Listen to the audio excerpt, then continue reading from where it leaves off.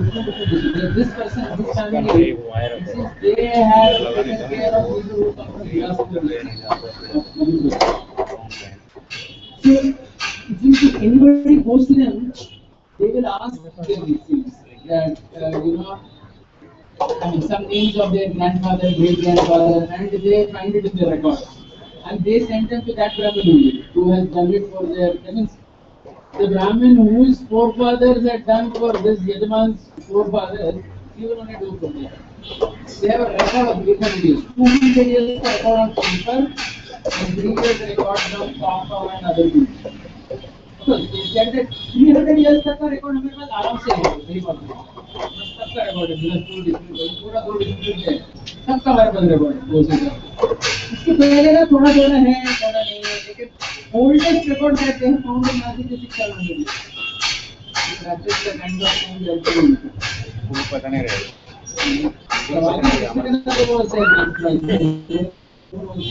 His ancestors from Karachi they have come there.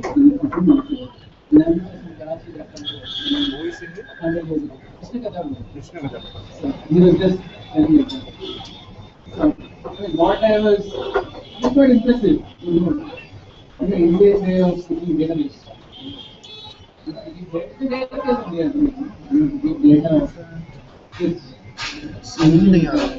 People who have come long back.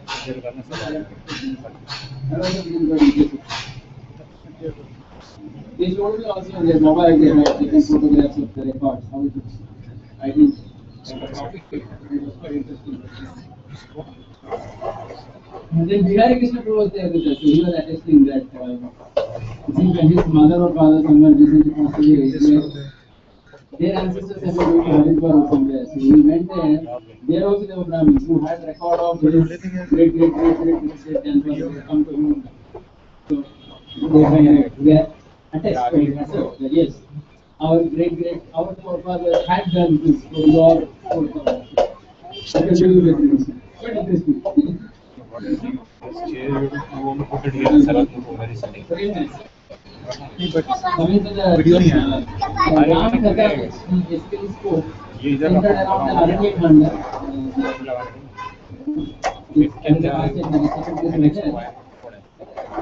What I have basically done is, I have just written down things that I kind of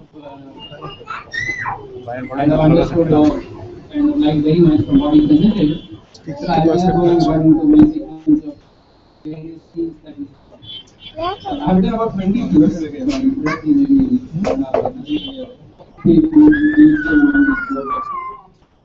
The first thing he kind of spoke of was about traveling to holy places in India. Very nice point actually. So you're saying that how whether you see Lord Rama, Lord Krishna or Chaitanya Mahaprabhu, each of them you will see they traveled extensively throughout India. Ram travelled throughout Aranyakanda, you see the 14 years of exile, Ram is travelling. Similarly, Krishna also travelled a lot, Pandavas travelled a lot. Arjuna travelled initially when he was exiled. So before that, the Pandavas travelled when they escaped from Varnavran. Then they travelled when Arjuna was, in exile. Then all the 5 of them were in exile. That time also they travelled. And Chaitanya Mahaprabhu, how he travelled for 6 years across India, walking to different places. There is no danger over there. There is a this thing over there. No, but they will not manage that because they are too small to climb that. I don't think they can. So he was saying that how each of these personalities, whether it was Lord Ramachandra, Krishna, Chaitanya Mahaprabhu, they travelled greatly across the length and breadth of India. Across India. So traveling to holy places, it is such a wonderful, performance of devotional service. And we should never lose any opportunity. Whenever we get an opportunity to go to pilgrimages, we should never miss that. I'm sure how many of you heard Maharaj's recent address or whatever 6 minutes there is an audio. Any of you heard that? Oh really? None of you have heard it. That's quite surprising. He has spoken 6 minutes on why it is very important that everybody should register for Yatra. Yeah, it's class. It's high class. So please take it from us. We have it here. I have it here. You can play here. I can play it here, but I will have to connect it to a powerful sound system. Do you have one? Bro, you can put in the mic also. No, you have a sound system, na? Whose output I can connect to this? Bring that here. We'll play it right away. That's it's really wonderful. Since most of you have not heard it, I think it's very important to hear. In fact, if any of you have not registered for Yatra, you please pretty that's this one.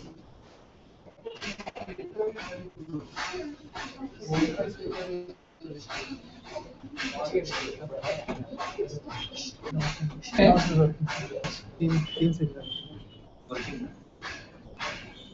So I just complete this point. Meanwhile, as they're setting up, I was saying that how all these people they traveled a lot, and he said the main thing in traveling is he said that you derive a lot of internal spiritual strength when you go to holy places.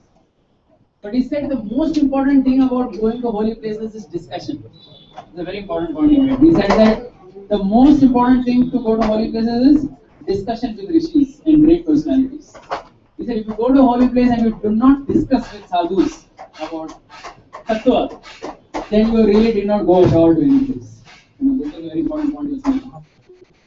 So he said that this journey is necessary to make. He said that two things are very important in life, which balance we should always have. He said emotions and intelligence. He said both are very important, towards Krishna and devotional service and everything. That is the emotional or the sentimental part of it. And we should have the intelligence also, the sharp intelligence. And that sharp intelligence, he said, that only comes by discussing with saints.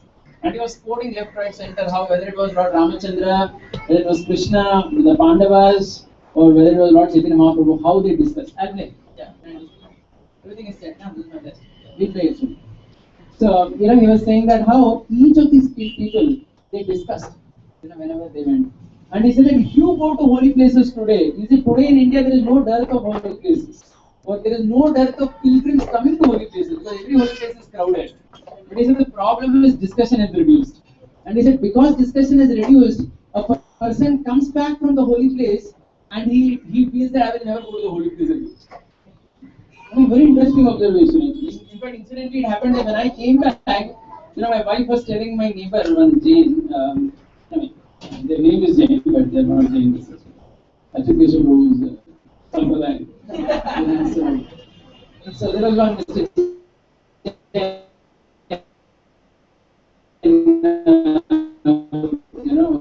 Who are not Jains. But, so my wife was telling them that we went to Nasik. So they said that we also went to Nasik. So she asked, how was your experience?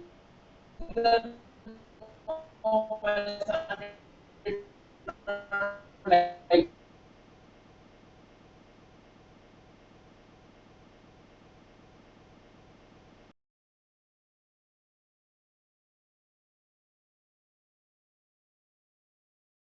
he said that if you discuss with saints, when you go to a holy place, you have visit to the holy place and you would want to go back to the holy place again. So he was, after the forest life, she was always thinking, when will I go back to the forest? When she was pregnant. And it was on that pretext that Lord Ramachandra sent her away, saying that, it's a good time to go. And he sent her for good, of course, but the point is, Sita was aspiring to go to the holy place again. Similarly, the Pandavas also decided that after winning their kingdom, they were thinking about their forest life with happiness. It was happy memory for them.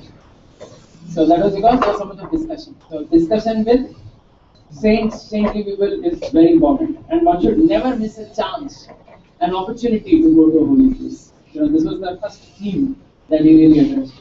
And of course, immediately we all were very excited and we decided to have the next yatra going to Dwarka in December.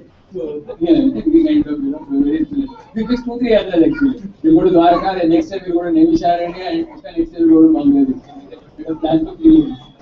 Let us see if it all happens, but at least most of us were, riding horses, kind of imagining a lot because we were extremely happy to be with him in that one of place. Anyway, so I'll just now play that very short tape of talk of Maharaj in this connection of replacement. Only I guess. In the 6 minutes, quite powerful.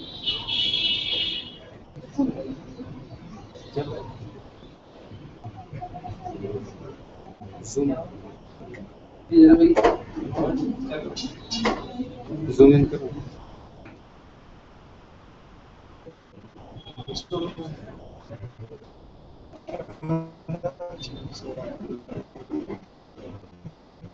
Camera जाएगा. मेरे पास camera है.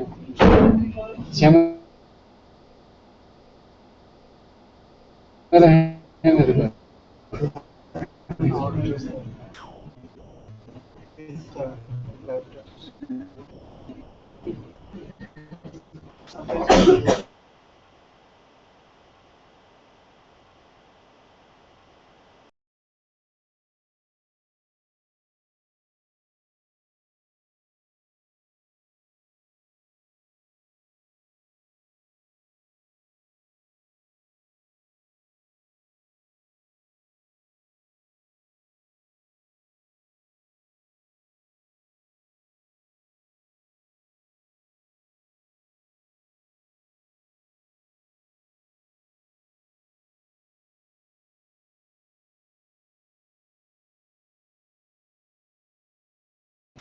नहीं नहीं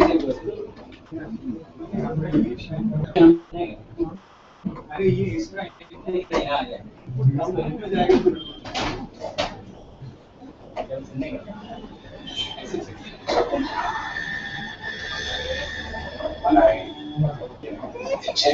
What could you tell you?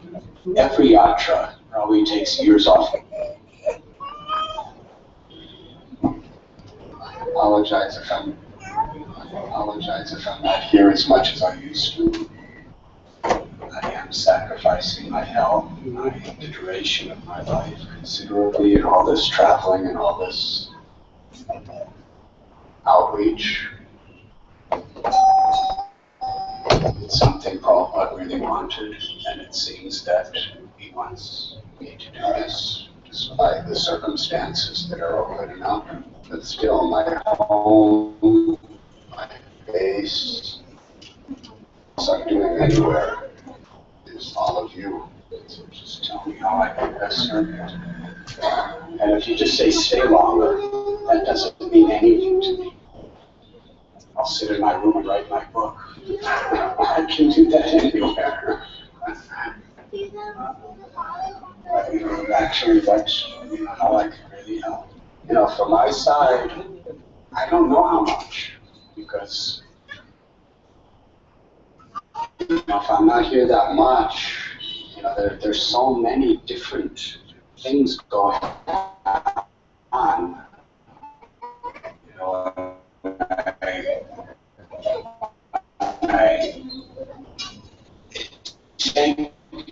Dwarkadish can tell you, every yatra probably takes years off my life, really sick. And it takes place where devotees from all over India could actually come together, and individual meetings are not so important.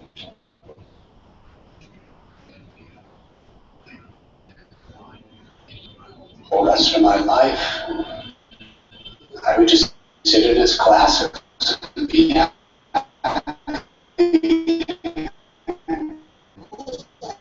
Absolutely happy.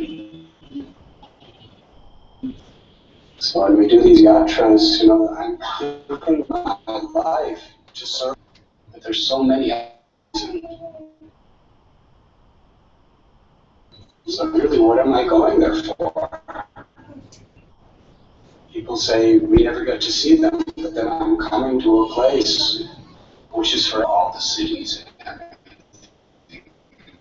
Hardly anyone comes from anywhere. So should I just not even go to the yatras? Is it, if I'm giving up, not more than just the agendas, the leaders coming to an extent, they have other services, other priorities, which is good. I don't say that to that. Is it really important to give those classes? It doesn't so a priority for so many others. So I'm not claiming anything, but for me to be here,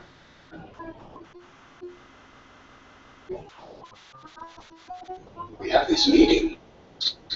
Very important. Once or twice when I'm here.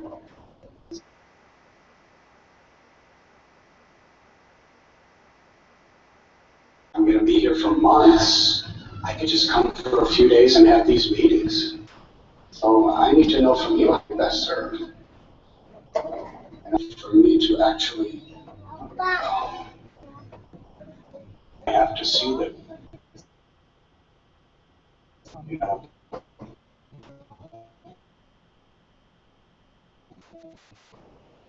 what I'm coming to do is actually fulfilling its purpose. It's just places. But what are the presidents supposed to do when they're here? We all need to be receptive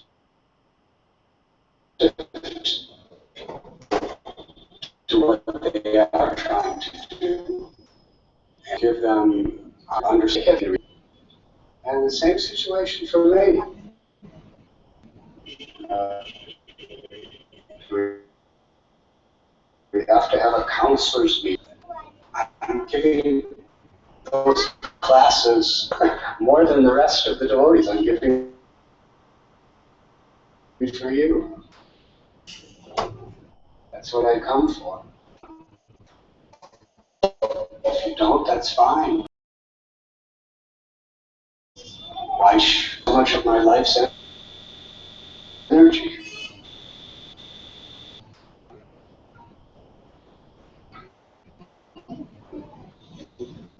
If we go for a yacht,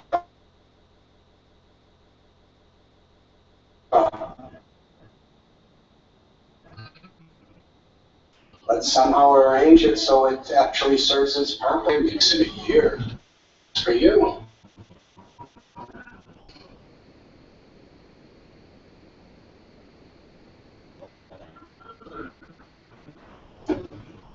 And then we may say we liked it better when it's small.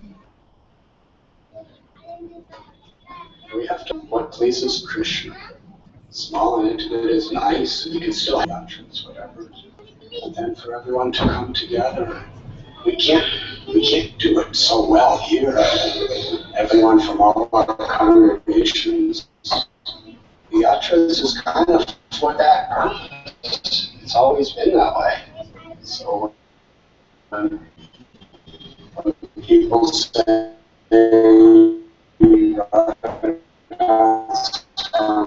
not spending enough time here,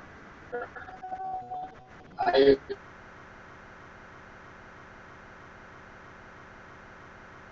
but the time I do spend,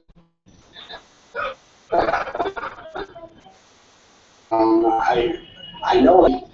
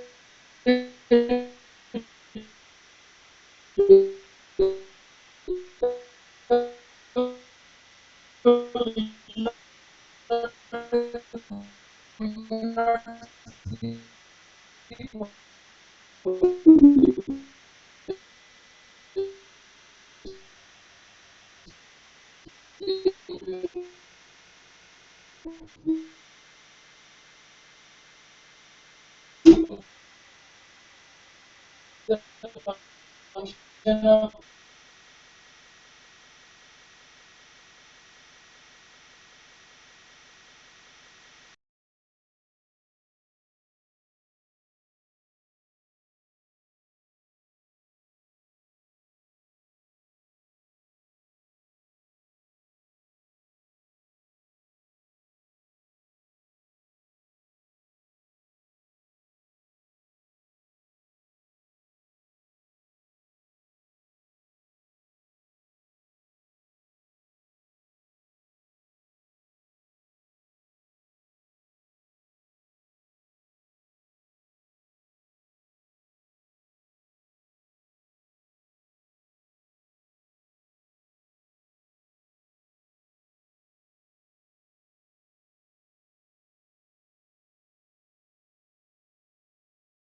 and out of gratitude you respect. So you were saying that how Lord Chaitanya Mahaprabhu, when he went all over India, he went to every temple. Kartikeya temple and Shiva temple, Durga temple.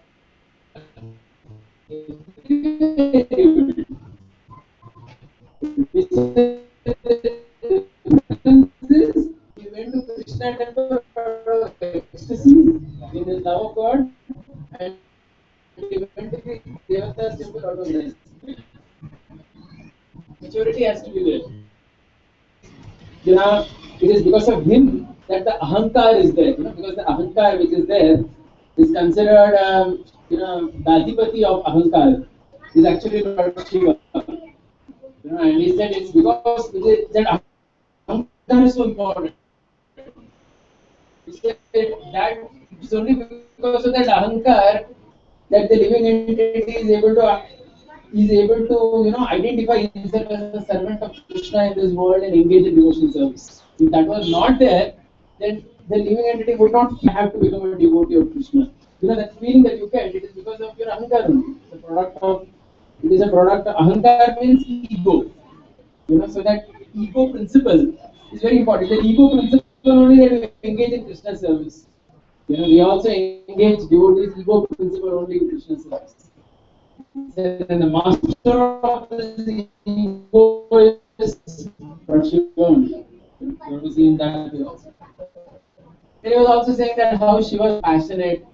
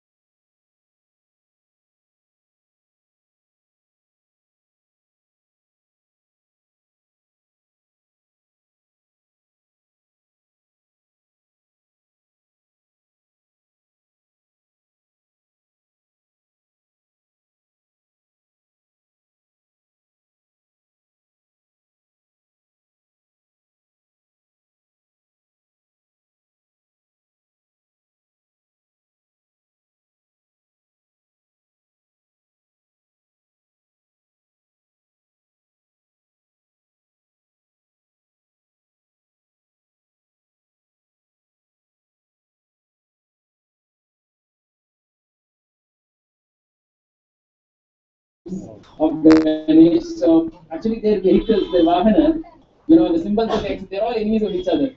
But the Bhagavad Puran explains that because of Shiva's presence, all their enmity goes away. They're all peaceful with each other. So naturally, they're enemies. So the Padma Puran glorifies Lord Shiva by saying that how he is so auspicious, that by his very presence, natural enmity goes off and people become friends. So he was quoting such passages, to emphasize on this particular point that how Shiva is all auspicious. That's actually what Shiva means, And then he was also telling that how he was making this interesting point that the deity worship which is there, there are two ways in which deities are worshipped. One is, you install a deity and permanently it has to be worshipped. Like in our houses of welcome deities, it is veneration, it is worship. Maharaj was once saying in a particular class that Grihasthas, because they have to be confident offspring will take care of it. It's not that you get one child, Jagannath, Subhadra, and do so many things, and then you have just one child, and who is like, who is wondering whether I'm going to take care of all this. Because once you welcome a deity, it's expected that generation after generation it is worshipped. So you're saying in this context that one shouldn't get too many deities a householder, or whatever he gets, it should be permanently worshipped. That idea should be there. And if that idea is there in us, that idea will go to our descendants. If it's not there in us, it will not go. Because Maharaj just had made this point in one point. So he was saying here that deity worship, he said that like these Ganpati worshippers and all, they make Ganpati and in 5 days they immerse it. So many times we wonder how can it be done like that. He said Bhaktivinoda Thakur writes that it can be done. That is a neophyte way of worshipping the deity, where the person cannot worship deity for life. So he says, I will worship you only for 10 days. Please come today and after 10 days you go away. This much I can do for you. And the Lord, Lord of the Devata, is kind enough to accept such a system also. He's saying the Lord accepts it also. So that is also bona fide. You're worshipping for 10 days. That, from the Devata perspective. Because we don't do it that way. He was just making this particular point. So he's saying that sometimes people object and everything. So he's saying that one of the devotees who we know is he's recently fashioning Ganesh idols out of cow dung. So something that's very environmentally friendly, and at the same time it protects the theistic culture. Because nowadays people make a plaster in Paris, and people are objecting to it. So he's talking about deity worship in that context. That how we should generally facilitate to help people, to maintain such cultures. So that was a very interesting point.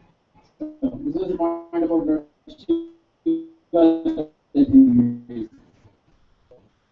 So because I'm just going from point to point, so it is not going to be very coherent today because that's not how I intended it to be. Anyway, questions as well and aspect because I know the story itself. Then he was talking very nicely about how everybody cannot always externalize their faith. He said that it's a very interesting point. He was saying that there are people in this world who, for some reason, even when they come to Krishna consciousness, they cannot externally immediately transform as a 100% devotee. And they cannot make that commitment. They have to continue Krishna consciousness within them, and externally they have to maintain whatever role they are in society. We do 2-3 amazing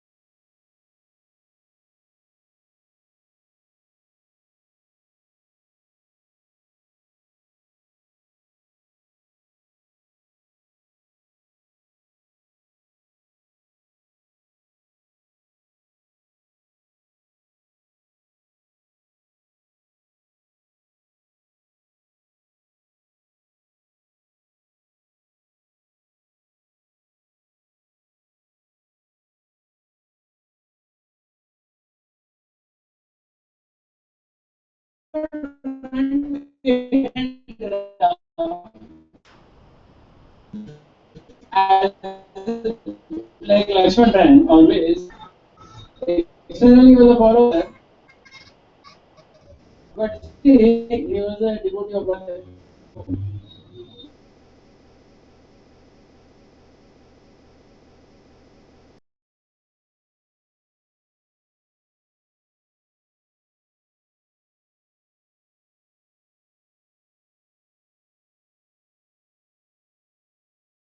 Touched on was management and leadership. I like that very much. He said that management requires surgery and leadership requires ointment. You were saying that management, a manager is someone who takes a very, cutting decision, surgical decision. You know, just like I was just sharing with some of these people, going through had given me this recent, this new Mahabharat, which I just copied from his hard drive, and fantastic serial actually. I mean, I don't know how many people see this. It is coming currently on Star TV. If you see it, you feel that it is too jazzy, and the characters are all looking like as if they are from cinema stars. I mean, they're all very beautiful, attractive personalities. So they really look smart and beautiful.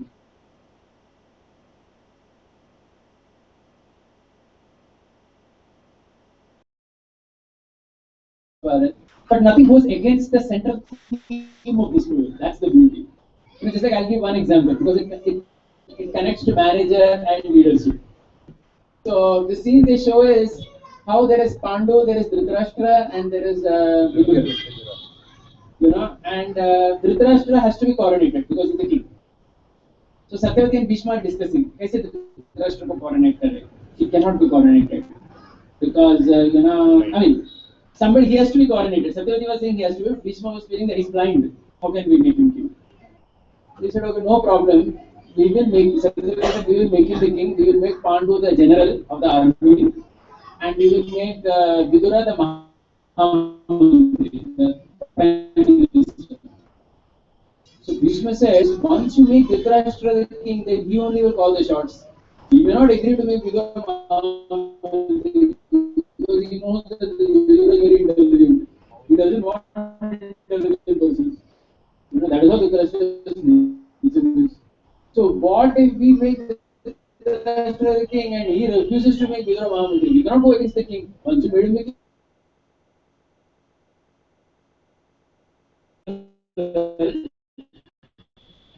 and then he will make Dhritarashtra the king. So then Dhritarashtra cannot remove him from the post because we have already put him in the post. Vishnu is okay, and they do.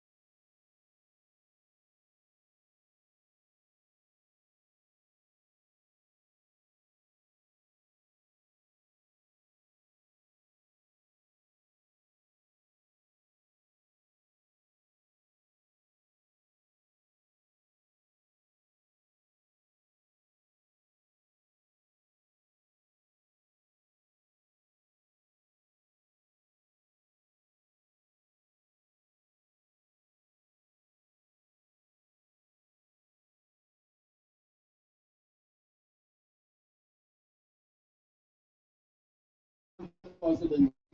He says it is that we are all the king. We are the king. Nullified fellow.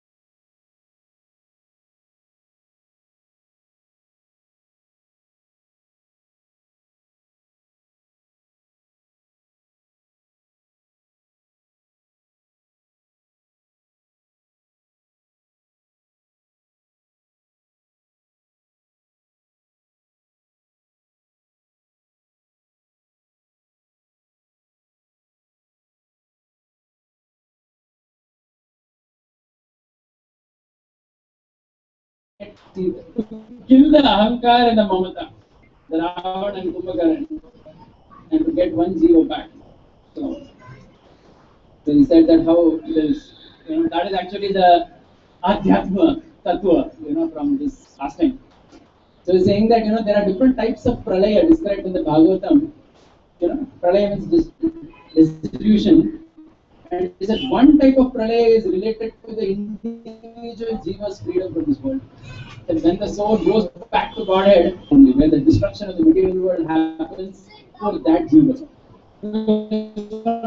That jiva's perspective, the material world is destroyed completely. Because he's going back to the kingdom. He perspective past because it is there in the scripture, so you have to see that. Then he was, so of course this was one central theme. Then the next theme, the fifth theme,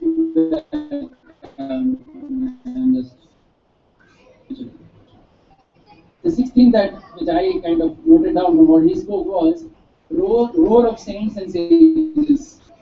He was saying that how saints and sages in the scripture, they were so broad-minded that, first of all, they were very, very extending and compassionate. Anybody came to the holy place, they were always there to converse with them. So he's saying that how in Ramayana or whether it is Krishna's pastimes, Pandavas, you always see that whenever anybody goes to the holy place, saints are there to talk. And he said the nature of saints are that you ask questions and they answer. That's how it is. You ask questions and the saints answer. That's actually how the discussion goes. And it's very wonderful. And when you stop asking questions, the discussion ends. That is like that with everything.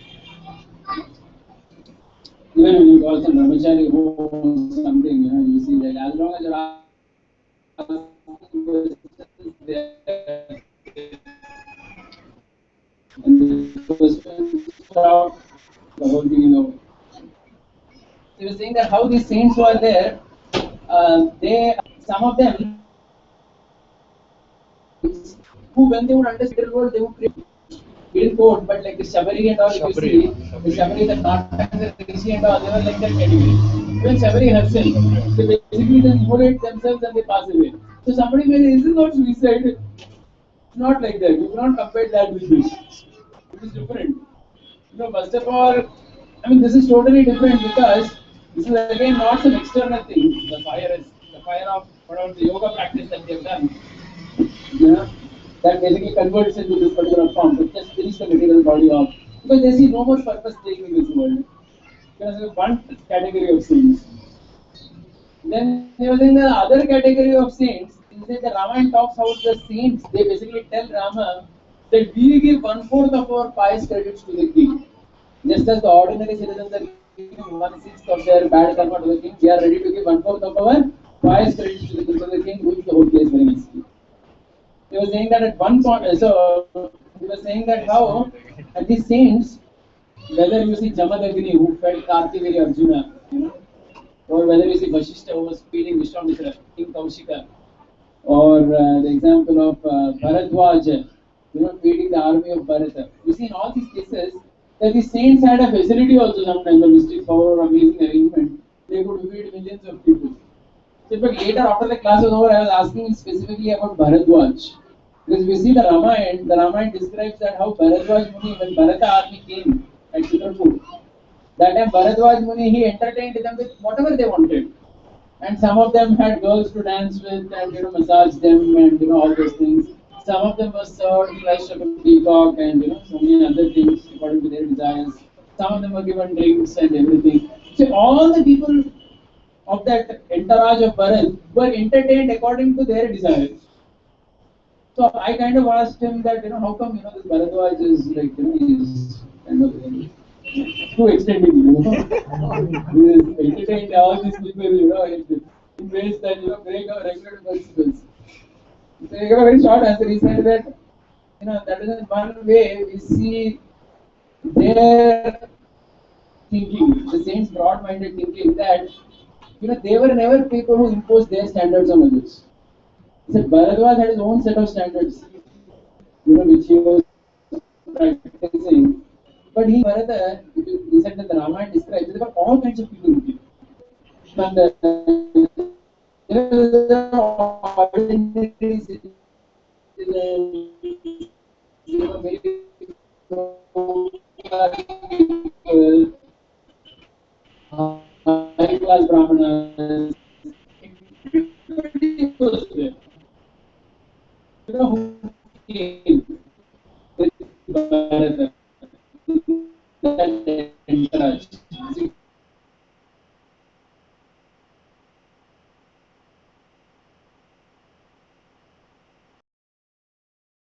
So again, I mean, he was making this. I mean, this point is very important. So many times when ordinary people, even many people have asked me this question that when you see such things, they get confused. How come like this is there? That means in Ramayana also in Ayodhya also there is somebody who is eating meat. Well, there is. So then why should I not eat meat? If you want meat, so that's how your life is going to be then. That means the point is we have to decide which standard and which kind of life we want. Understood? Then? So a person when he reads the Shastra like this, you should never get bewildered that why Shastra is allowing such a low standard also. Why should I follow the high standard? Who forced you to follow? You decided if you want the consequences of this high standard, you have to follow the high standard. If you are ready to bear the consequences of low standard, continue that way. That free will is given by Krishna in a very broad manner to the people of the material world, and saints like Bharatwaj do not interfere in that field. You understood? They do not force a person to follow anything. Now, at the same time, if you ask them, they will tell you this is what it is. If you want this, you have to follow this rules and regulations. So this is a very important concept actually, which otherwise a person who follows. That means what I basically understood is whatever rules and regulations which we are following in devotion, we should follow happily. Not because somebody is telling that we should follow. We should follow because we want to follow that. Because we actions. Not thinking that why somebody else is doing some standard, why should I follow higher standard? If that is the mentality, then a person doesn't progress much. That's basically what he told me when I was asking him on this particular point. So, a very interesting perspective that the saints had that broad whatever you be at your level.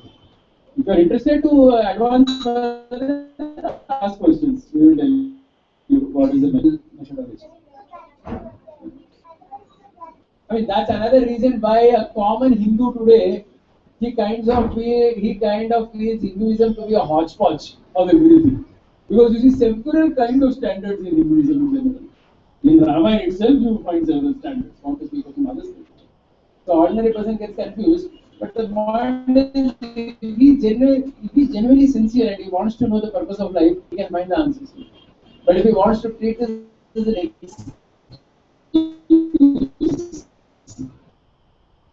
and say that this is not how I want to live, then that's fine.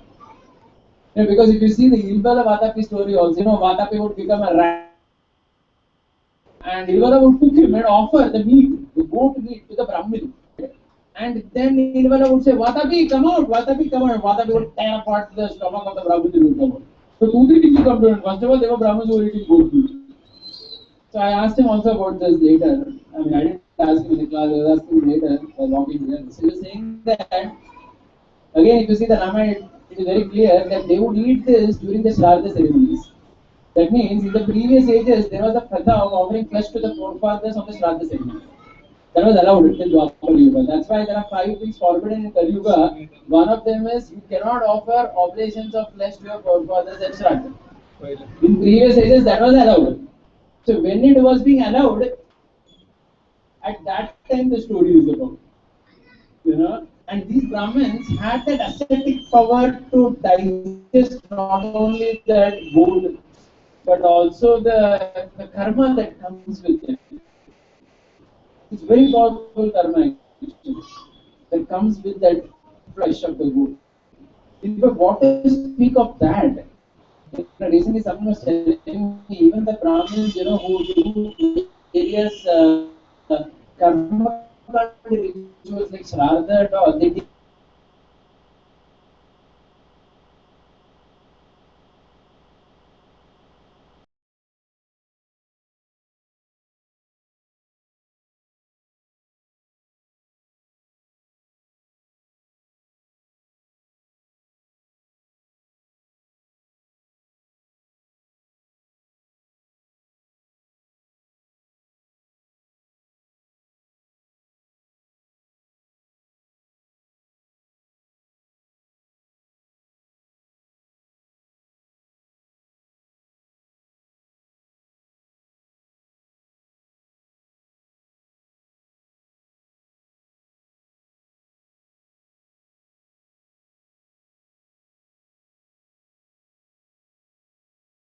there were different types of saints.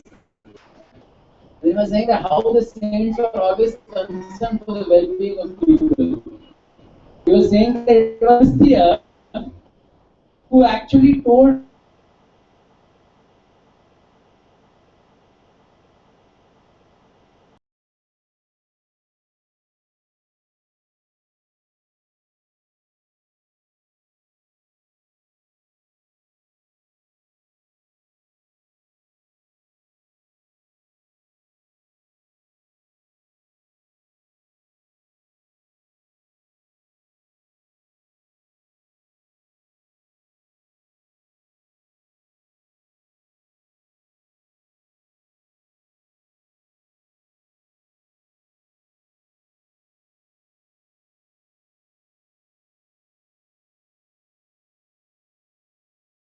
one particular theme that we touched on, the 16. Then, of course, he spoke on how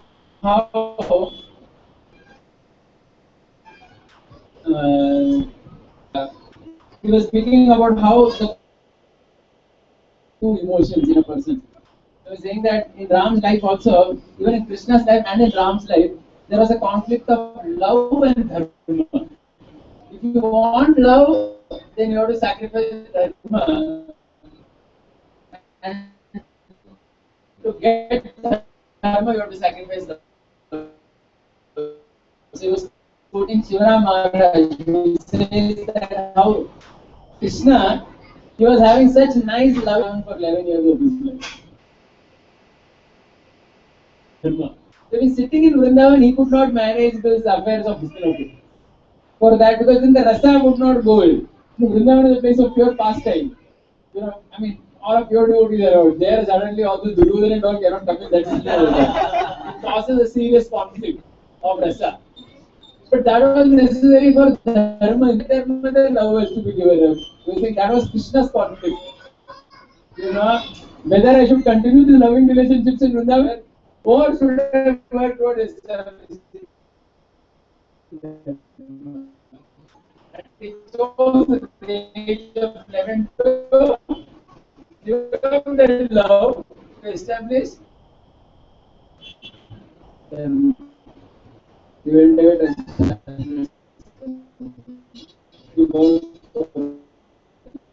So I was saying how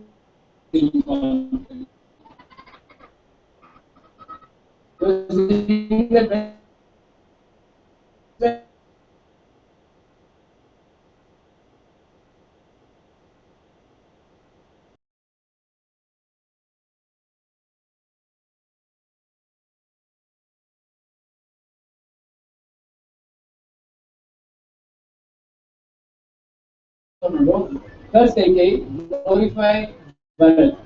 And then Ram tells Lakshmana, when I hear so much about Bharat, I feel like just giving up all this war of mine and running to Ayodhya and meeting Bharat.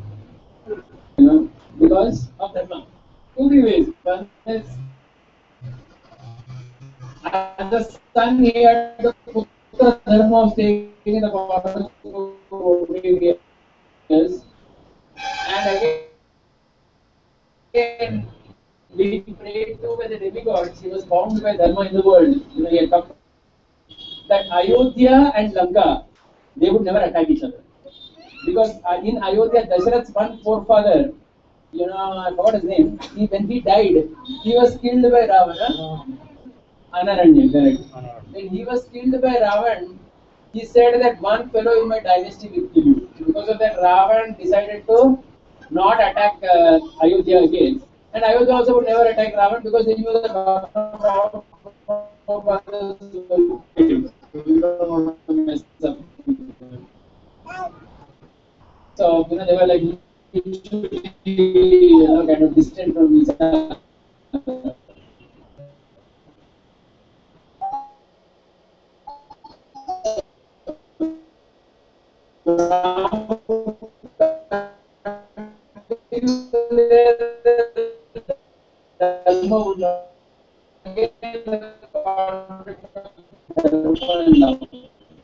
the point is that the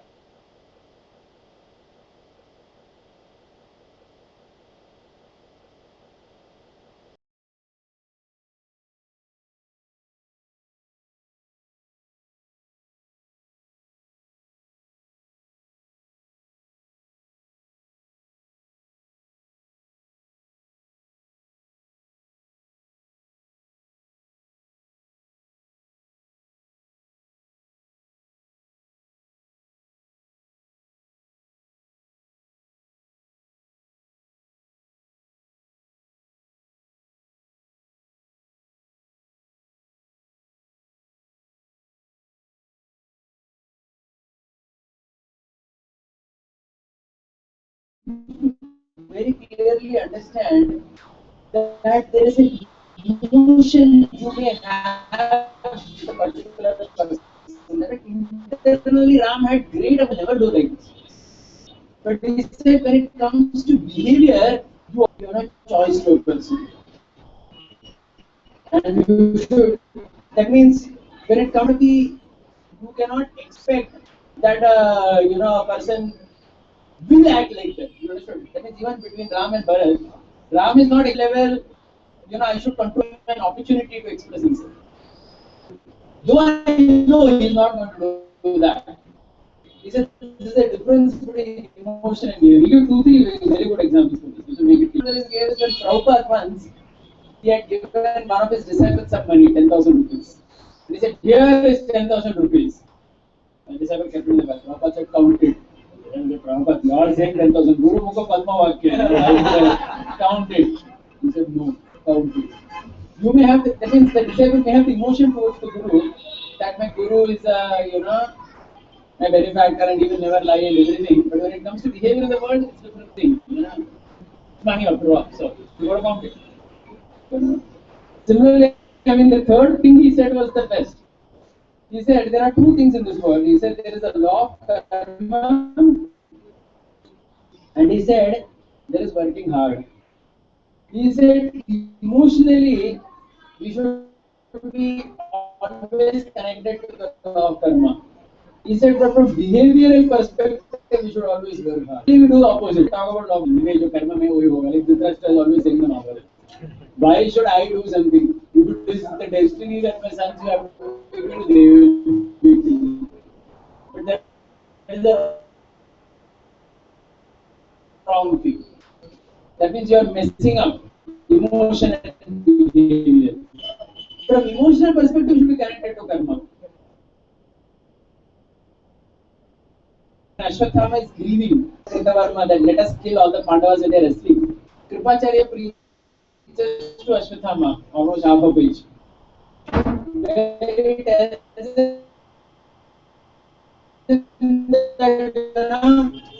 You should understand that this is actually karma. We worked so hard to fight the battle. We had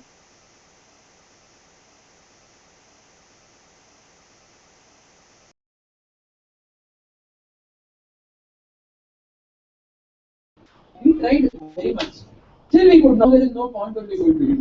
You give it up. Don't try anything. You simply mess up. So this is the behavioral aspect. That means from the behavioral aspect, one works. But from the emotional aspect, one is connected to karma. That means despite one's effort, like so here, which I told last time also, that the law of karma is for reflection. Is to think back that perhaps despite all my endeavor, it is like this only, it means that my karma is like that. But it is not for dictating one's behavior in this world. So this is very important. Another example comes to my mind, besides this quote here. Something, a laptop or something. One devotee wanted to buy from another devotee. So of course this devotee who was selling, of course he was not himself selling. That means the Y devotee was selling the laptop to the X. It was not his laptop that he was selling. he had arranged the laptop from somewhere else at the best price. You understand? He was not making any money from it. A laptop, but when the boy was not making money, he was doing it. He knew a lot about laptops, and he had genuinely found everything out. But still, when X went to see the laptop, and X was trying to find out whether this is actually good, is everything correct, good with it to buy. At that time, Y actually felt a little offended. He felt that I have done so much work to find it is good. Why do you not believe me? So X had a very difficult name to convince Y. I was the X in that case. Time to convince Y that I believe in you because you are not making money in this.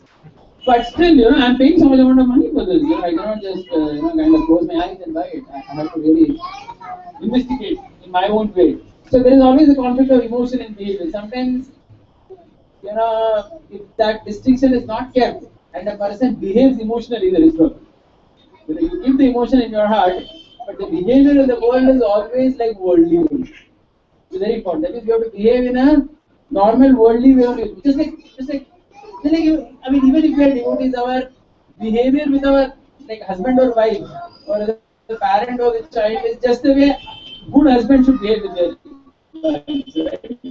It is not that just because we are a devotee and wife is a devotee, you will be any different. No, it's not. So that emotion may be there or whatever, that the faith is there, everything.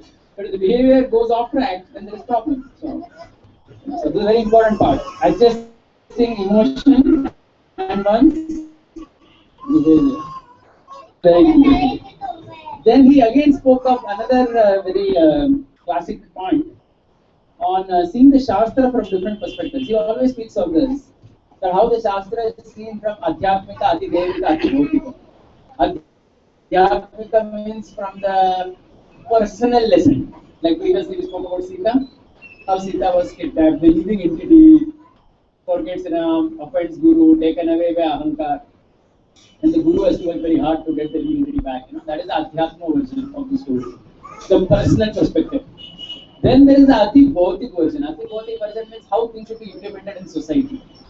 How things implemented means how woman must be protected in that case. A woman is left alone, then generally she is exploited only. And that's around the world actually. A woman is not being protected by her, as Prabhupada writes, by her husband, father or son. She is exploited by another man. That's the Ati Bhautika perspective of the story. Then there is the Adi Devika perspective, that the Devatas wanted something to happen in a particular way for their own mission to get accomplished. Because Ravan had to be killed. That is Adi. Now all these are very important. Karmi scholars, they forget one perspective and they offend the Lord. Just giving a very kind of strong example, he was talking about Savarkar, who had written a book, towards the end of his life, where he was blaming Ram's behavior to India's fall into Mughal rule. That is the name of his book. He was saying that how Ram did not kill Marich. 2 times Ram spared Marich's life before. One was during the Subahu Marich incident and once more somewhere else. I think that time he comes to his Janastar. एक बार और दूसरी बार कब? Prabhu, I think that time itself he goes and again comes it. Something like that, whatever. Okay, we leave it. So twice it happened. It seems that Lord Ram gave Marich a concession to leave, and because of that, Marich only caused all these problems. He only came back as a deer. He only caused Sita to be kidnapped. He only caused the whole war to happen, and because of that, only finally Sita had to be separated from Ram for whole life. All problem was why? Because Ram forgave Marich. So Savarkar concludes similarly. Our that Prithviraj Chauhan forgave that Muhammad Ghori did not kill him in 1150 AD. You know the story. Prithviraj Chauhan, when he captured Muhammad Ghori in the first battle, his minister said kill him, but he said no, let's forgive him. Minister said he's a snake, don't forgive him. Forgive him. Next year he came and he captured Prithviraj Chauhan and he said I will not do the same mistake, I will kill him. And he killed him, and as the first the Mughals. The foreign rule came in India. So this personality, he blames Ram's behavior to the effect of, because of which these politicians made such mistakes. But he said that this is a mistake because you are not, then you have to see this perspective. You have to see gods. The perspective of the demigods is that Marich had to be alive. Because with Marishan of Ram coming to the world would never happen. The world just to have some nice pastimes and everything go back. He had come to kill Ravan. So that had to be accomplished. उसके बिना होता ही नहीं था. Perspectives of the Shastra are very important. If you forget a perspective, you can make mistakes in conclusion. He said, if you want, you can conclude that Yudhishthira should not have forgiven that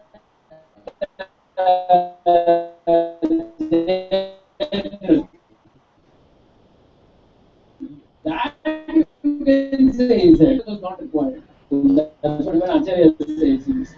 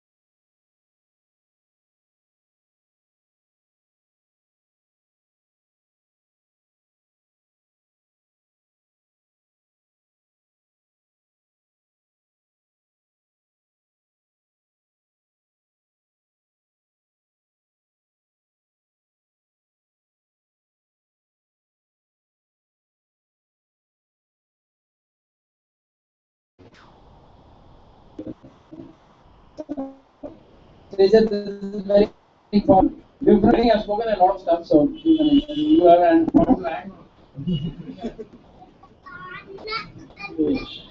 different perspectives. This is only by reading the commentaries of the acharyas, or how is it? Like, because only acharyas have given these perspectives. Otherwise, no, if you see the Adi Devik, it is clear from the story only. Like for example, if you see the kidnapping, woman must be protected. It's very clear. Woman protected. You see that in the story. There. Similarly, you also see the Devata perspective. It was the Devatas only who had arranged all this stuff, for Ram to come and, it is said that the Devatas only had sent mantra. Mantra was supposed to be one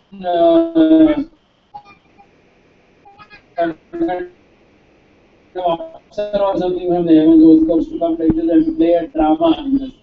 So that perspective was only what we know life from the past time.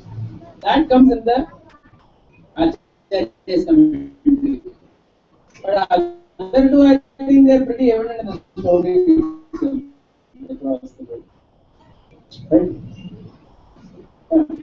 Yeah.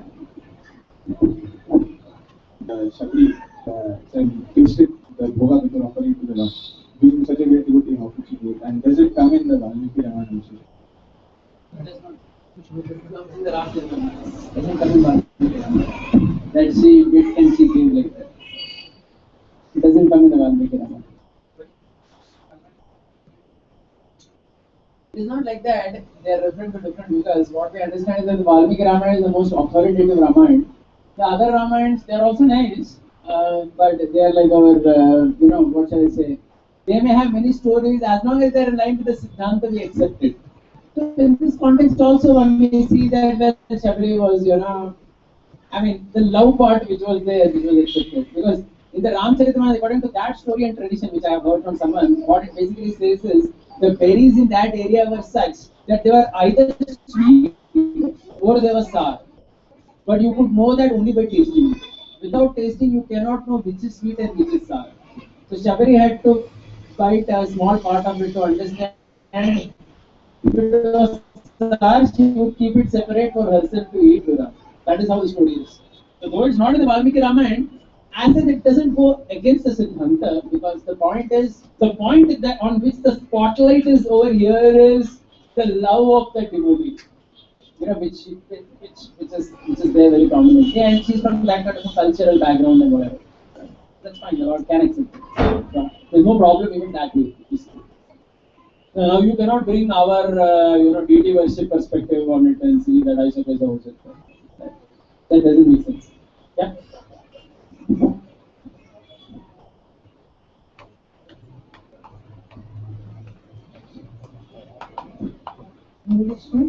Basically, this is in context with that Bharadwaj Rishi's extending.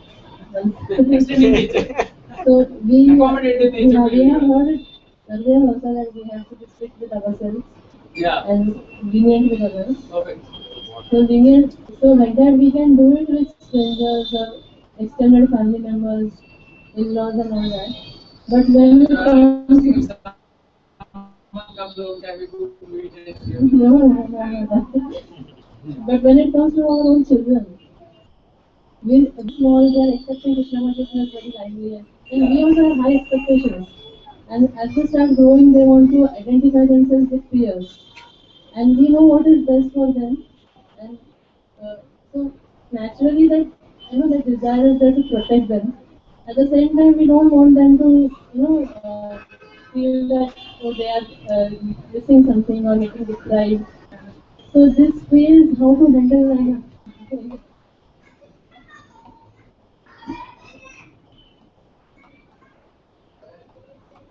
Since we are all practicing, since we are all practicing devotees, we obviously wish and desire that our children also remain on the same path as ours. But I think here also, of course, currently I don't think any of us face the challenge because all our children are pretty small and the children are young, they are by and large obedient only because they don't have the facility to do what they want to do. But I am pretty sure that by the time our children become 15, 16, 17, they will want to experience the world in their own way, or it's pretty likely that they may want to learn the world in their own way. And at that time, really, it would be a challenge on our side. Are we going to, thrust it on them that they have to do, which is useless in any case, because you can't trust anything on anyone. And the last thing you can trust is pure devotional service. You cannot trust that. Because it's an individual's will whether he wants to surrender to Krishna. How can surrender be forced on anyone for that matter? Like we cannot force it on our parents, right? Can we force it on our parents? No, we cannot. Similarly, we cannot force it on them. We can only give a culture in such a way that they become very favorable to it. But I think that when they grow much older and if, whatever the reason, some of them may not want to, they may want to experience the world in their own way, we would have to, we would have to accommodate that. There's no question of not doing it.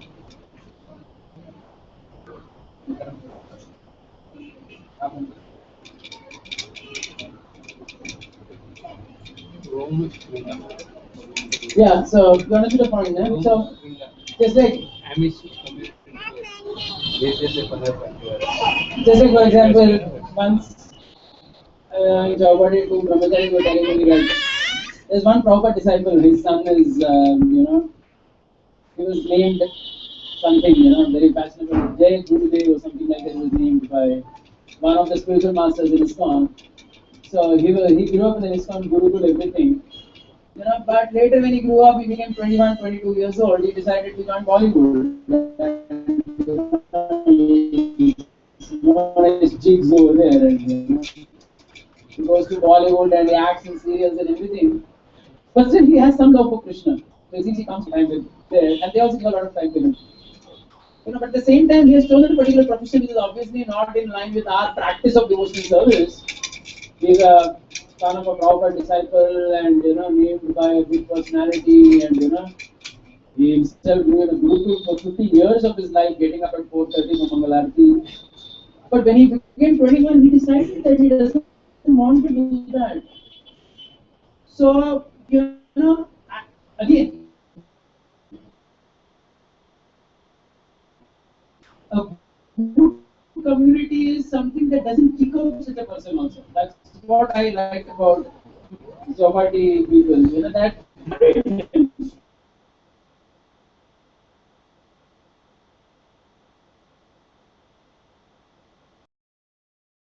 nonsense that, well, now we can, whatever love he has for Krishna, let us just have that. 15, after 15, you have no control over a child. That is a Shastric injunction. Yeah, that is, I think that there is 5, 10, and 15, right? Yeah, something happens after 5, between 5 and, see, till 5 they are completely, under our thing. From 5 to 10 they have their individuality, so we have to be strict with them. But even there you have to give choice only. Yeah, why not? I mean, I remember like we went to a marriage sometime, and one of my kids he felt that he said, I don't know what this is. You have to give it to me. He said, fine, please go ahead, try it out. Because he's so clear on it that मुझे एक बार coffee test करके देखनी क्या होता है. Why are you saying I shouldn't drink it? That's fine, so taste it. Believe it yourself. Yeah, see, so the point is, see, that's what, see, there is a free will of a child also. If the child puts his foot down and says, I want to test something, you give an opportunity to say, okay, go ahead, test it. These are the consequences of it. You tell him that this is what it is. But see, if you are hell bent on doing it, please go ahead.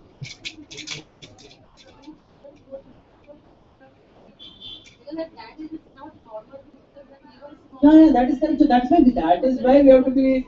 That is why Bharadwaj comes over here. We have to understand that we can't force too much also. Correct, man.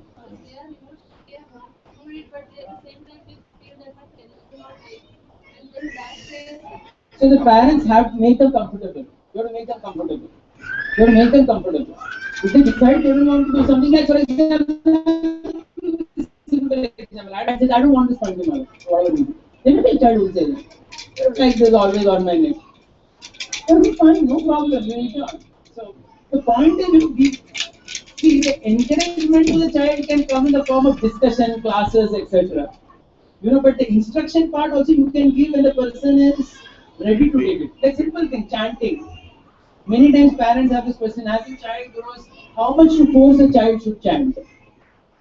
Well, you can try to, inspire the child in a way that he decides to chant a couple of rounds. But then he has to take the beats and chant. You can't chant for him, so he has to do that. Correct? He has to do that. What I'm saying is, you can only create a good environment where maybe let us say the child likes Ramayana a lot. So, well, you sit for an hour and discuss with him Ramayana because he likes it. And from that,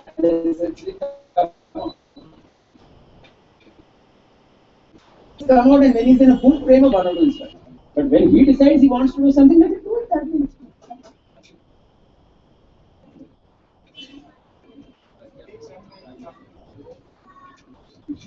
It takes some time and years spent in Krishna consciousness to come to this understanding. And for myself, at least I have seen, to start off it was very difficult to accept. But slowly it takes some time. We'll go to the next point. You want to add something? I mean, he wants water. He's asking me here. And he's saying water bottle. He gave another very interesting comment. He was saying that, there is a difference between someone who is demonic to the core and somebody who accidentally commits a sin, or somebody who feels shy when he commits a sin. Very interesting point. He said there is a difference between these two kind of personalities. He said they are exemplified in he said Surpanaka was a demon to the poor. It was a hardcore demon. Who was outrightly atheistic and determined to enjoy the world. He gave examples. He said that sometimes you come out from Chowpatty temple, there are some girls standing in jeans and they're smoking. And even if the brahmacharis are walking, they don't mind, they just smoke around face literally. They don't care. Whether it is a brahmachari or a buffalo who crosses them. They don't care. So, there is a very demonic tendency where, and that means I'll commit sin shamelessly. I don't care. He said the other tendency is, by mistake a person does sin. Like I gave. Galti se kiya. She was not a demon as such. She was a very nice lady. But somehow that situation came like that, she got carried away by bad association and she made a mistake. See, we have to distinguish between these two types of people. Because these type of people, they can come up. But the people who are demonic to the core, they need hardcore punishment only. They are not going to come up very easily. You understand the point? Two different ways of people. Sometimes it happens that people, once they went to meet the MLA or something, he was smoking it seems. And when he saw them coming from her, immediately threw the cigarette and he was a little bit apologetic that he was smoking and doing all these things.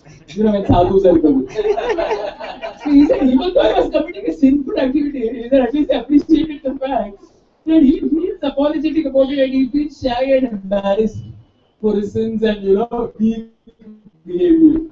Not shameless and, so outgoing in this. He said, that's how it is.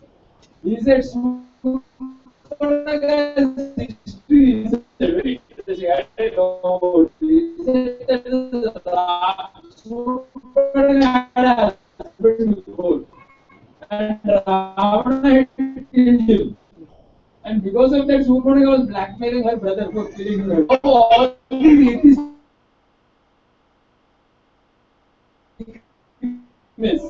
and they kind of push on history by Ravan had given Surpanaka the entire Janasthan place as a queen.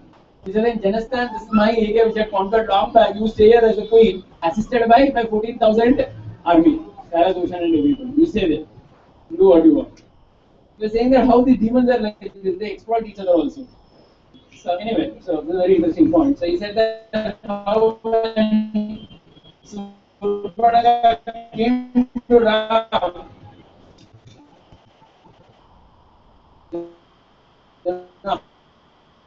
how things kind of made very clear who she is.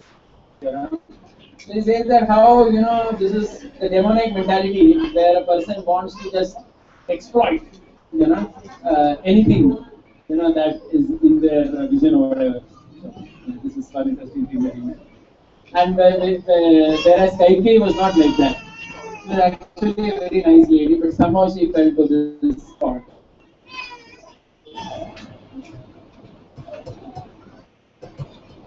Yeah, then this is another very interesting thing. Samskaras are very powerful. This is especially relevant for kids and those who are having kids and those who already have all the category of people.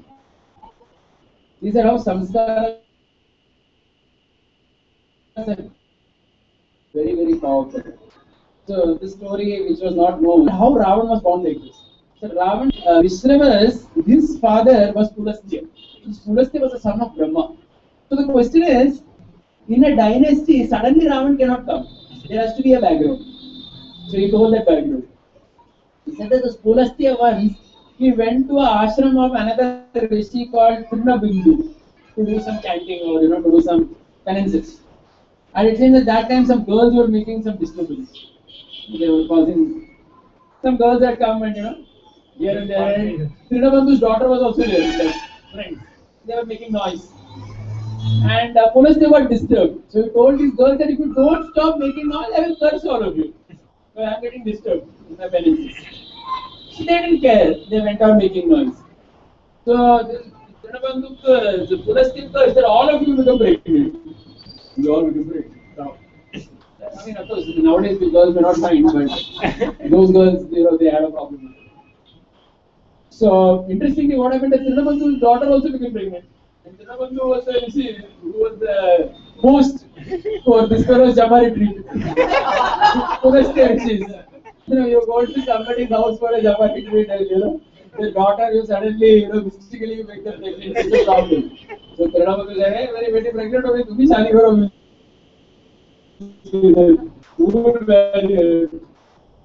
Okay, that child was Vishram, who later married a demon's daughter, Kaikasi. So there was one samskar already. That is that one samskar.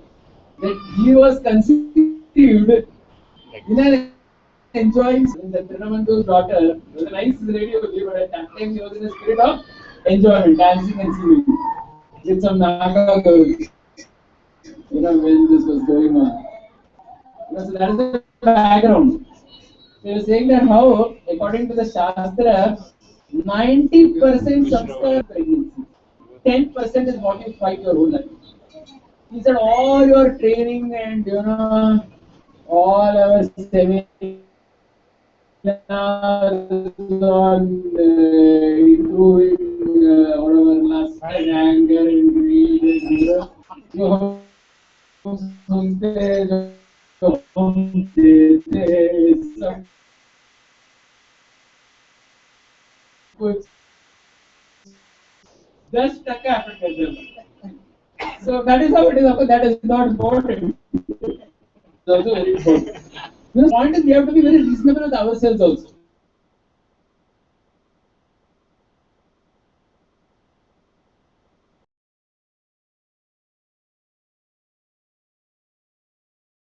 In past life, the time of conception, when parents did Garbhadal or whatever they did, and 9 months in the womb of our mother, इसमें 90% fix हो गया.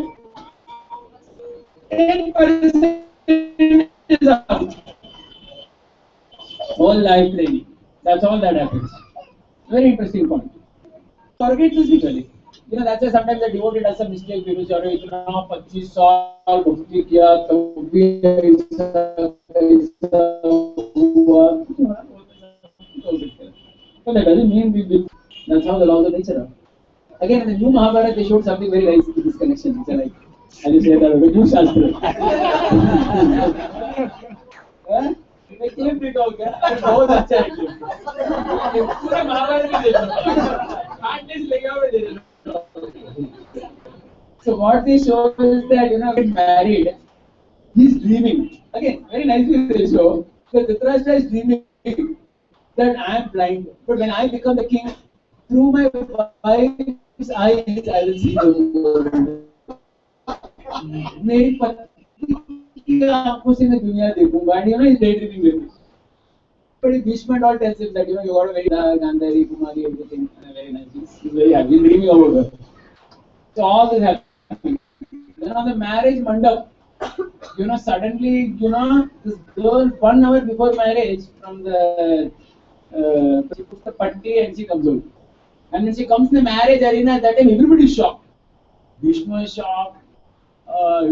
This one, everybody is shocked. Satyavati is shocked. Everybody is shocked. Why did this girl tie her eye like this?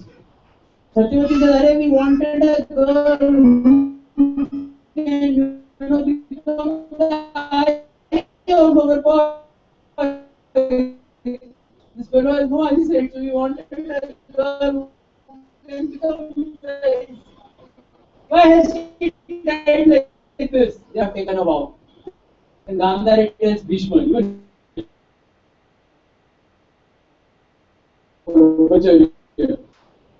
Bhishma is kind of silent. Then he, of course, she says the same philosophy. She says that, I tried, he says, I can empathize with my husband only if I am at the same level. When he cannot see, only when I cannot see, I can. And people are saying that is it not necessary? The eye of him. He said, for that she said there are some servants of his eye and my eye also. To tell us where is God. For that, why should I be there? I am the wife. And as a wife, my duty is to understand my husband's emotions. Very nicely. And any when she speaks all this, what happens? Dhritarashtra becomes very angry there in the marriage. He's like, I was always a woman who can, woman tell me the word.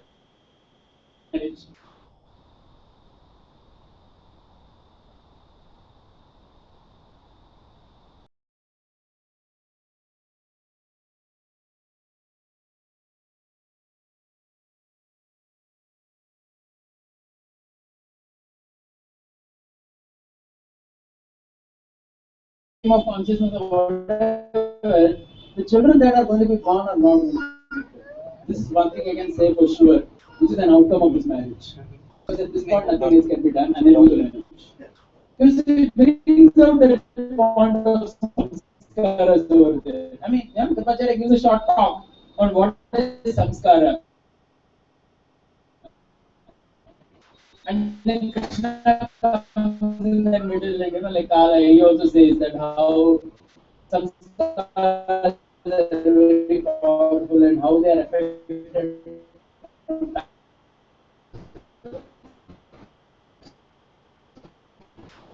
So very, very interesting. So Siddhantically, that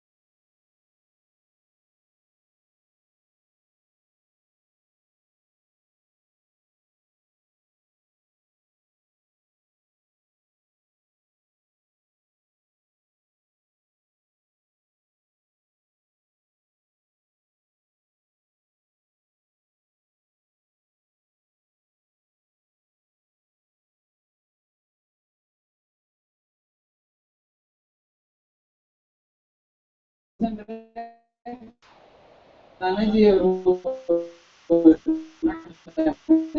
other fellow, Baji Prabhu, Baji Prabhu Deshpande.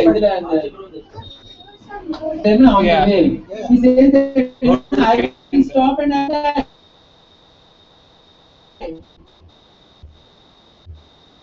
you go. That means you have been yourself. Man died for me. So you understood. It may appear selfish, but actually it is selfless.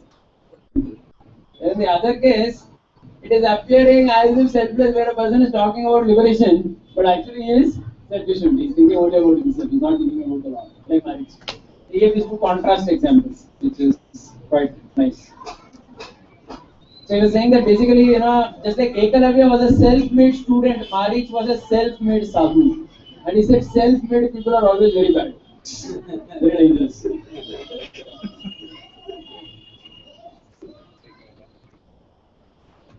This thing he told very nice. I mean, this is again very relevant to all of us. He said that Maharaj's important principle in guiding people, the Rana Swami's important principle in guiding people has always been, he said that you can give an order only if you can give a support system as well. He said, before you give any instruction to someone, without giving the support system, you cannot give an instruction. Problem. So I'll just give some examples for this. So he said that,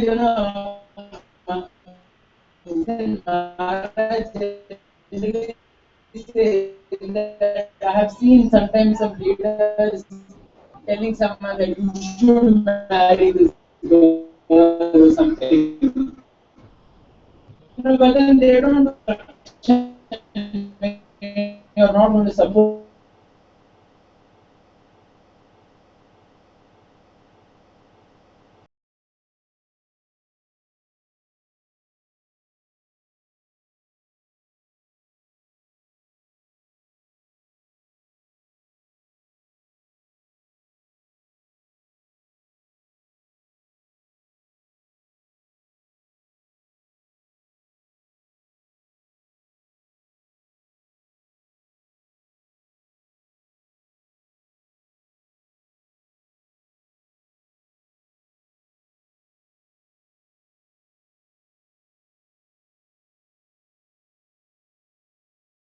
Then you have to enter that person's life and ensure that you take responsibility. If you are not ready to do that, don't use such a means. We must policy of when to instruct someone.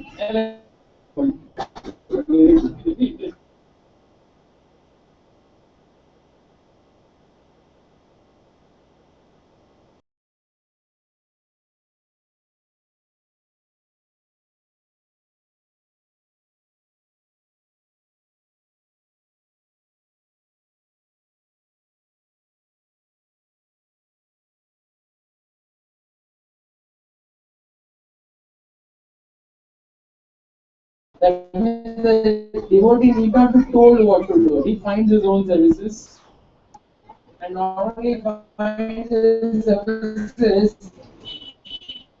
but he does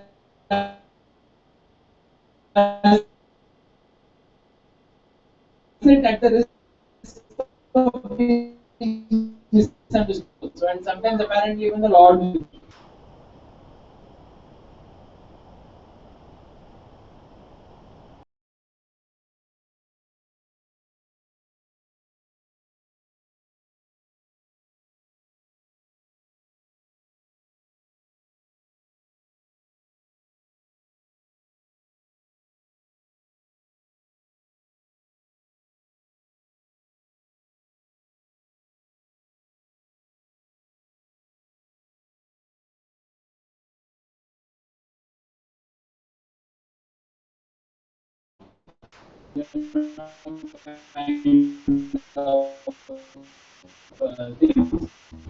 And he was saying how, I mean, here you ask how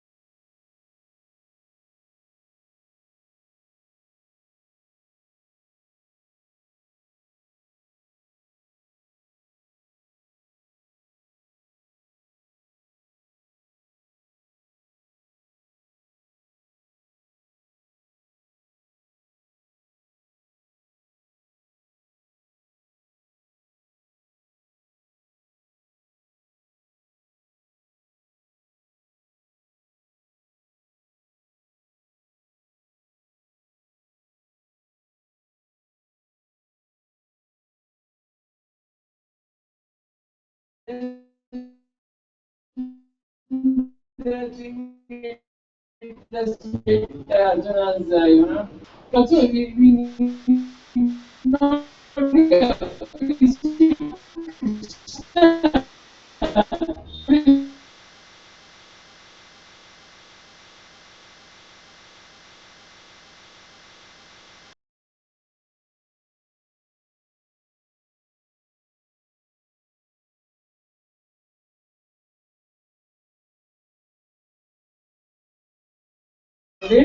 misunderstanding. So,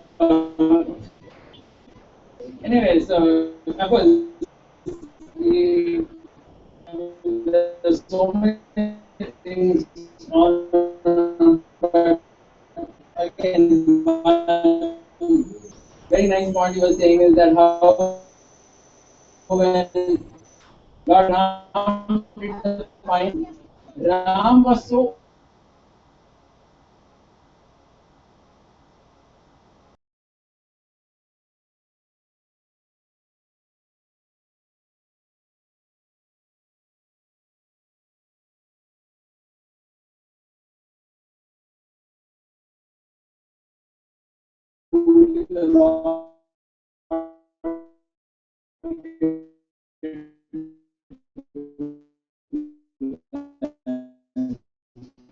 kind of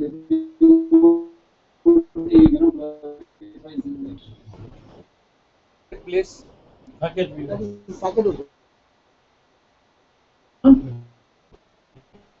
responsibility. And they were saying modern life people talk only of rights. They were saying that all the big mochas that happen, everybody is saying हमारे rights हमको दो. Nobody is saying हमको हमारा responsibility निभा दे दो. Nobody is saying that. Husband, wife, whether it is everybody is fighting.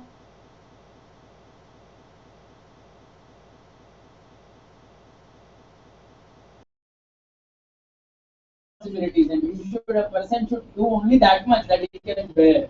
What you're doing, kidnapping Sita, this is something that you cannot take. You don't know who this Ram is. He's going to kill you for this. Concept. When he speaks to Ram, him in that particular way. He concluded by saying that how Jatayu is a great hero in the eyes of devotees, the Lord and the consort. He's saying that in the eyes of a devotee, he is a great hero because he gives up his life for the service of the Lord without being asked. He himself volunteers, dies at the hands of Ravana to save Sita. He's a hero in the eyes of the devotees. He is a hero in the eye of the Lord Ramachandra because when Ram did Abhishek for Vibhishan, he remembered Jatayu's sacrifice. Ram, it seems, remembered that I could make Sugriva the king, I could make Vibhishan king, but I could not make Jatayu the king. So the Lord was also lamenting. And similarly, in one point describes, it seems, that when Ram's Rajya Abhishek is going on and there are red colors that are thrown up, Sita begins to cry thinking of the blood of Jatayu. So in this way is like how the devotees, the Lord and the consort, all of them glorify Jatayu for this wonderful sacrifice. That's something extremely brief of some wonderful things that we do. Any questions, comment, or addition?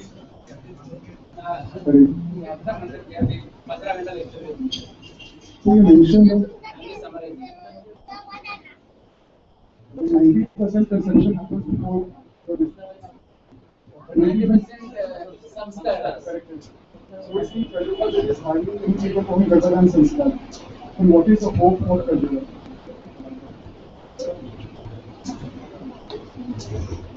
The population is like this, na? The world is the way it is.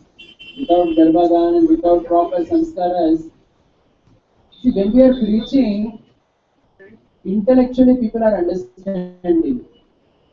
But if you honestly see from some, very difficult for people to follow. That is why you see, because from the intellectual platform, our philosophy is so powerful that even fools can understand that what we are saying is correct.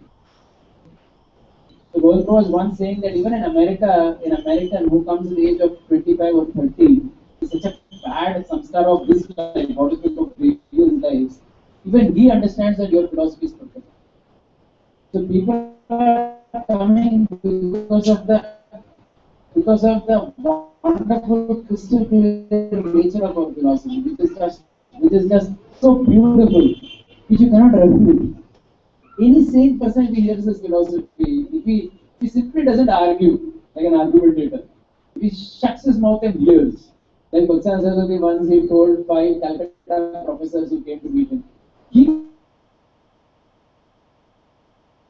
intellectually everybody will accept.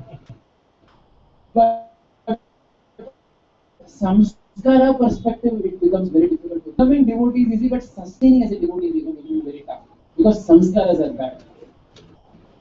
So there is no shortcut actually for it. It's a shortcut. The shortcut is currently we have to see what we can do from our perspective. You understood, no? I mean, yeah, that is all there. That is certainly there. It is not there. It is not there. But still, a person's past is quite heavy on him. No? You understand the point? No? It is not that. See, the mercy of the Lord is in the process which He has given, which is so. See, mercy of the Lord you can see in various ways. Mercy of the Lord is not. I mean, I wouldn't see it as some kind of a magic that without doing anything suddenly just like that you will, kind of walk back to God. I mean, it's very difficult to see the mercy of the Lord. Mercy of Lord Chaitanya is that what is so confidential in the Vedas and what is anarpita, what is not obtainable at all, what is not understood by generations of population in various Mughals. He made it so easy for everyone. Take it. Don't do any research, nothing. Take this is the goal of mercy of the Lord, and the process is also known. No confusion about it. Everything is known. But to practice it, you need the culture. The sanskara is needed. That puts an impediment. Well, we can struggle. Nobody says you cannot. I mean, if you remain fixed on the path, I mean, we can, which we see also. But all said and done, still one samskaras continue to haunt and and so that is precious side also. Correct, no? Yes or no? Any other question or comment?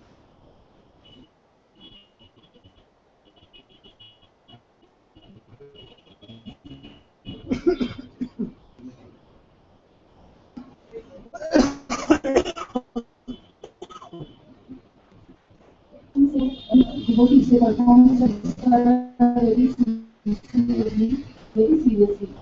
Being born and everything like he's practicing very nice. But in due course of time, like when he grows and all, if at all he doesn't follow the devotional principles, then can it be that the samskaras are to be blamed because he was really very sincere and everything? Then like because it happens so that people lose faith in the samskaras itself, it shouldn't be the case.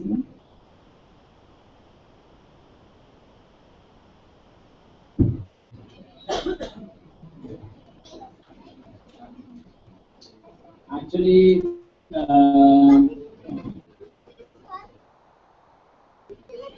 the samskara process, it is quite deep.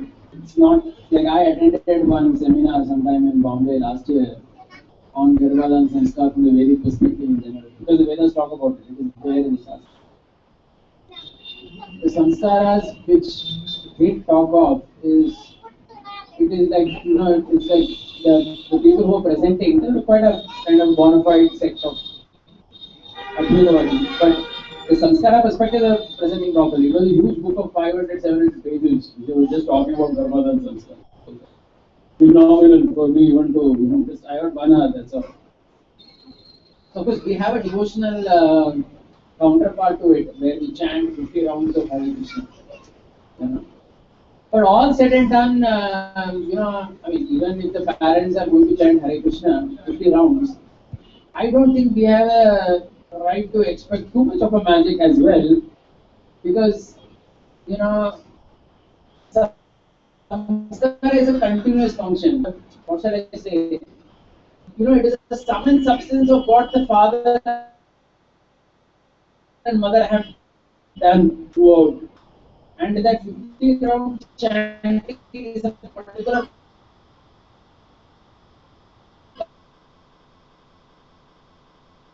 culmination which they are doing on that day as a year. But then again, how much we chant, how much we hear around. Most of the times it's just a ritual, isn't it? It happens to devotees or it doesn't happen. That's how it is. You have to accept that.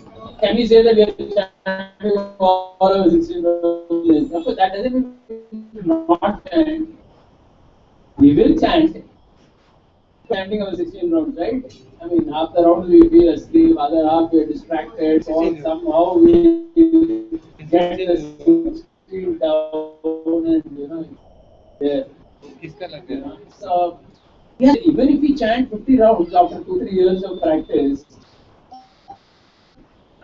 I don't think we have a right to expect a phenomenal change in our consciousness and expect some Guru Maharaj or Prahlad Maharaj. Myself, when I look at the kind of views, it's pretty just ordinary or less than ordinary. So, with that kind of an input, yeah, so that degree only it will be. You'll see, samskara. Samskara means what you have put in, that is going to come. How much, understood, it's a culmination, how much you have done. And of course, at that time, you know, very special here, which is like the chanting of the 15.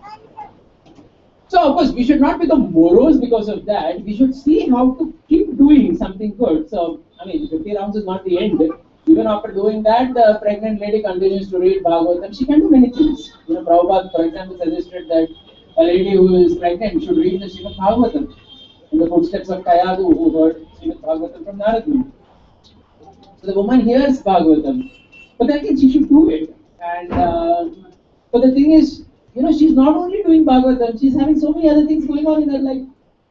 Like, for example, she may be having a big fight at home with her husband. That is also a samskar which is being transferred to the womb.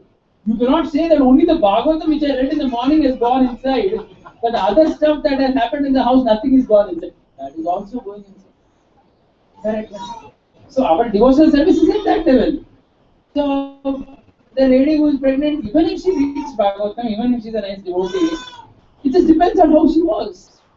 If she was living with her mother-in-law and whole day she was quarreling with her and arguing back and forth and crying and weeping and she was undergoing all kinds of emotions and also reading Srimad Bhagavatam, everything is gone in.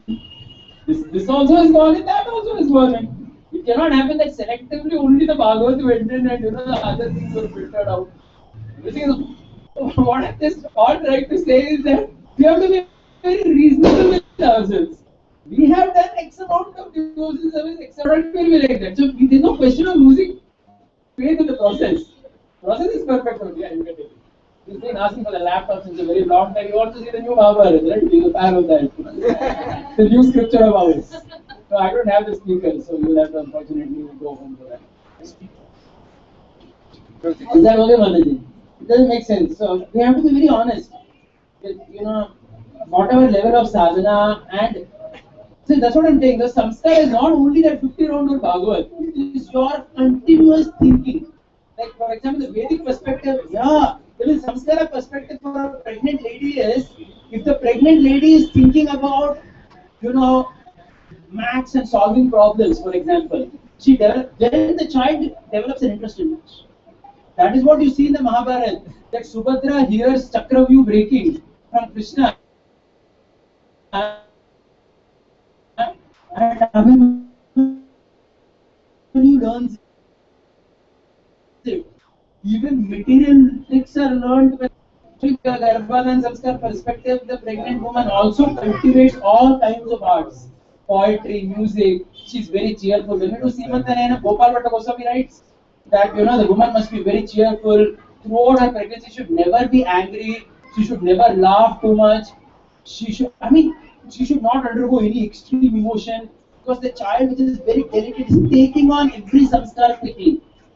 So if you see all this, we have to be very reasonable with ourselves. How much have we been able to do? To be very frank, we have gone through all that. It's not that we were very peaceful and composed. Which woman can say that I was perfectly following the rules and regulations of the scriptures? Diti tried to follow. in that Payovrat ceremony or something. No, not Payovrat, some other thing. To kill Indra, she did something. She tried to follow all the rules. One rule she broke, and Indra burst it. So that's how it is. So samskaras are very, very powerful. So that's why we have to be very realistic and expect that our children are going to be a mixed bag of everything. We will have a devotional component because we had some devotional component that will never go away. But to expect that they will not have any other component is too much. That's what I feel. Because we had it. How would we have it?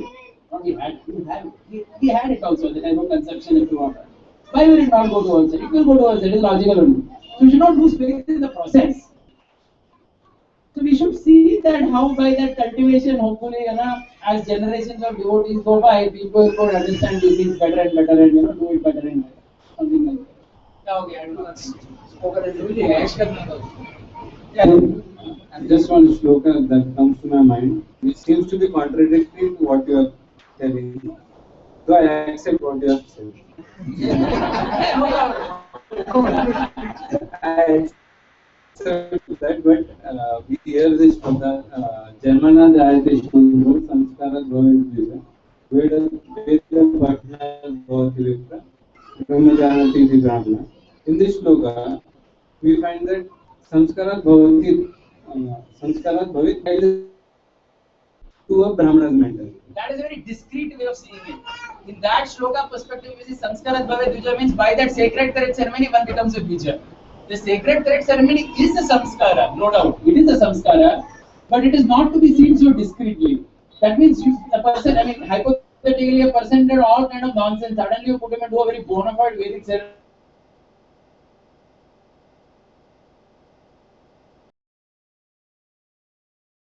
Put a sacred thread, it doesn't become a Dvija also. You understand the point now? Function. It's not so discreet. You understand now? Then why does it say that Janmana Jayate Shudro? It means I would say that all said and done, even if it's like this. This I heard from someone. Even if a child comes with a good samskara, if there is no education and training, he can become spoiled. But if he has come with a very bad samskara, no matter how much you bang him, nothing much can be happen. You understood? Even if he has come with a good samskara, he can get rotten if you don't train him properly. He can lose his subuddhi. Because by your training, you can make him a spoiled brat. So good training does not guarantee the seed is unknown. So, what you are saying is true. Even Chanakya chose Chandragupta Maurya. He was thinking his future. And then he added all the samskaras. In that way only he became the king. He was able to do it. What age does the child actually becomes like? Sometimes we see like the children in 15 years, but suddenly there is a change. They become a brahmachari. So when they are adult only will understand. yeah, so sometimes when the child is in 15 years, we see You don't understand anything. Yeah. Only when a person is an adult, then his entire independence and his personal thinking comes out. Then we understand who he is. That time the samskaras come out for what? That time, all what you have done, all the samskara of the past life, the garbhadar and whatever you did in 9 months, what you did in 15 years plus the child's own individual self. Now we see completely opposite. Everything comes out at that time and you see the final product. Sometimes the samskaras are very good. In the age of 15, 20, they are very good devotees. But after 20, they become really a non devotee. So I would still not use that word so strongly because when you say devotee, not devotee, again, it is a very discreet way of seeing it. It is never like that. It is never so black and white. Even sometimes, even a person, again, that's why we are talking about Surpanaka and Kaikeyi. So externally a person may be like Kaikeyi, externally addicted to something, but he has his own affection for Krishna. Everybody will have. One thing is very sure, it cannot happen that with all the years of training and everything, the child will be a, outright demon. ऐसा होता ही नहीं. Like Maharaj he always says that as per his experience, he says that most Prabhupada disciples' children, most of them, he says, they went out, experienced everything, but they came back to Krishna. But again, that does not mean that they are not struggling. Because they went out and they experienced everything, that samskar is also not playing on them. Is it easy to get rid of that samskar? I was 16 to 20, I enjoyed it. 21, I become a devotee again. ना ऐसा नहीं होने वाले, छोड़ने नहीं वाले मेरे को 4 साल में. जीवन भर पर वो हॉन्ट करता रहेगा. Even if I decide to तो पीछे पड़ेगा ना. It's going to push me in particular ways. But still, the point is that they will come to Krishna. They will be struggling sadhakas. They will pick up. Maharaj says like that about proper disciples children. He says that most children he has seen like that only.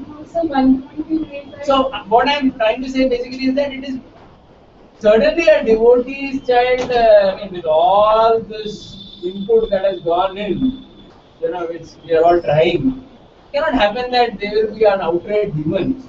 Who will like, smoke in front, like what we are talking about. Yeah, how to go in a very simple way. Even if someone falls like that, they will come back. That attraction to Krishna will not leave them. So that means the devotional service will be there. I mean, they will come back to it or whatever. So that has to happen. But whether they are going to be like Allah or Dhruva, that is a different issue. That's what we are addressing. That is what I am addressing. Not like that is a different. I mean, perfected person, just very smooth. Like some people externally, they have a very smooth spiritual life. Just kind of just go ahead and zoom back to God. And be really fortunate for that. Okay.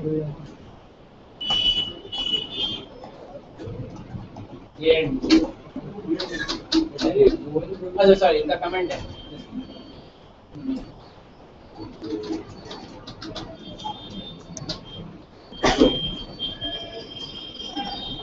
Govind को एक question पूछा था मैंने, तो गोविंद बोले कि आप ये संस्कार का कि वो कब फलित होगा किसे मालूम.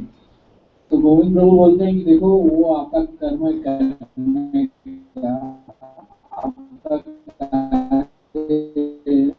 उसको करो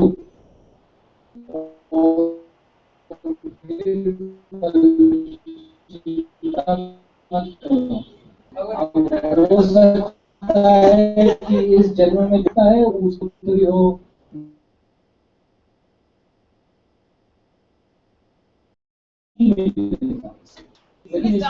अलग-अलग लाइफटाइम के लोगों को भी बेनिफिट मिलता है. Everybody has their own and their soul's life. उसको क्या हो रहा है? It will come out. Hare Krishna, Krishna Krishna, Hare Hare.